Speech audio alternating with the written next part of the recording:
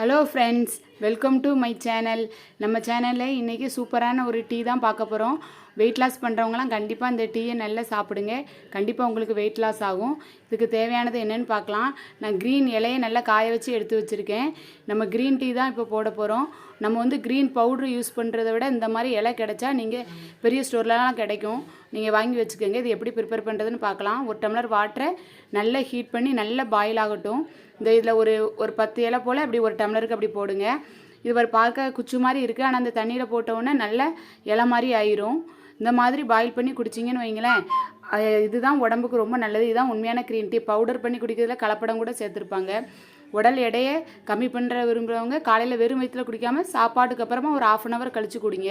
இந்த க்ரீன் டீயை ஒரு நாளைக்கு 3 டைம் குடிக்கலாம். இப்படி குடிச்சிட்டு வரவங்களுக்கு இதயம் சம்மந்தமான பிரச்சனைகள்லாம் வராதான். இதில் கேட்டச்சின் என்ற ஒரு வேதிப்பொருள் இருக்கிறதுனால இதயம்லாம் அவங்களுக்கு பலமாக இருக்கும்.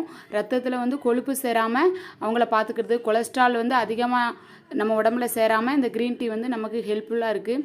கண்டிப்பாக நீங்கள் உங்கள் வீட்டில் 3 times உங்களால் குடிக்க முடியாட்டாலும் ஒரு 1 டைமாவது நீங்கள் க்ரீன் டீ கண்டிப்பாக குடிங்க. வீடியோ உங்களுக்கு பிடிச்சிருந்தா வீடியோவை லைக் பண்ணுங்கள், கமெண்ட் பண்ணுங்கள், ஷேர் பண்ணுங்கள், சப்ஸ்கிரைப் பண்ணுங்கள். உங்கள் வீட்லேயும் க்ரீன் டீ குடிங்க, ஆரோக்கியமாக இருங்க.